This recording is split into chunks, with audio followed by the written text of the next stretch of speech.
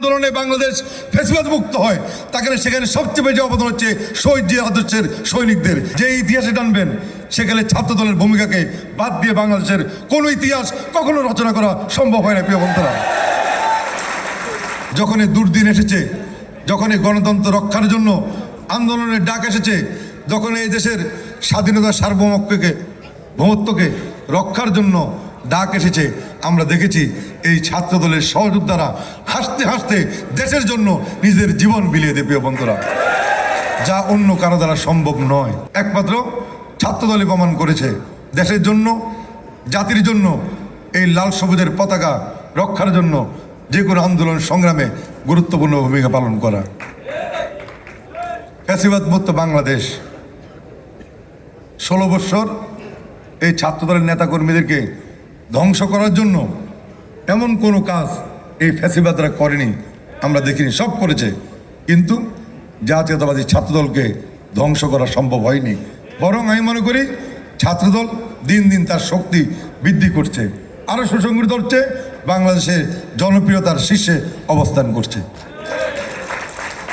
আন্দোলনে বাংলাদেশ ফ্যাসিবাদ মুক্ত হয় তাকে সেখানে সবচেয়ে বেশি অবদান হচ্ছে শহীদ জিয়া আদর্শের সৈনিকদের, এই ছাত্রদলের নেতাকর্মীদের।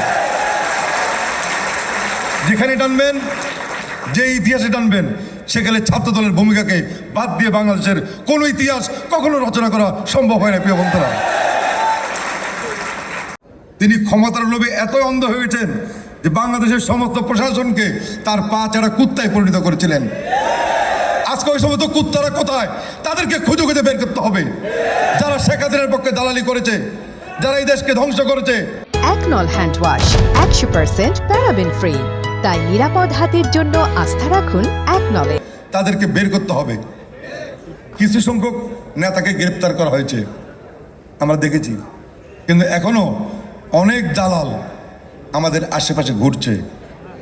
প্রশাসনের বিভিন্ন জায়গায় তারা অবস্থান করছে, তারা এখনো শেখ হাসিনার পক্ষে সুযোগ পেলে তারা কিন্তু আবার তারা মাথাচাড়া দিয়ে উঠবেন। কিন্তু তাদেরকে আমাদের চিহ্নিত করতে হবে, তাদেরকে চিহ্নিত করতে হবে।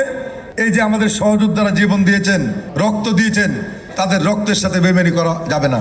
আজকে অনেক আওয়ামী লীগের দোসররা, অনেক দলের লোকজন, অনেকে দেখবেন আমাদের দলে, আমাদের সাথে, আপনাদের সাথে ঘুরে তারা নব্য বিএনপি হওয়ার চেষ্টা করছে। এই দলকে টিকাতে হলে ওই সমস্ত নব্য বিএনপিদেরকে ঠেকাতে হবে, ওদেরকে ঠেকাতে হবে, আটকাতে হবে। যারা এই খুনি হাসিনার দোষর ছিল, যারা তাদের ছত্রছায়ায় বিভিন্ন জায়গায় সন্ত্রাস করেছে, দুর্নীতি করেছে, তাদেরকে কিছুতেই এই দলে ঢুকতে দেওয়া যাবে না। আজকে যে সদস্যপদ নবায়ন করবেন, অত্যন্ত সাবধানে কাজটি করতে হবে।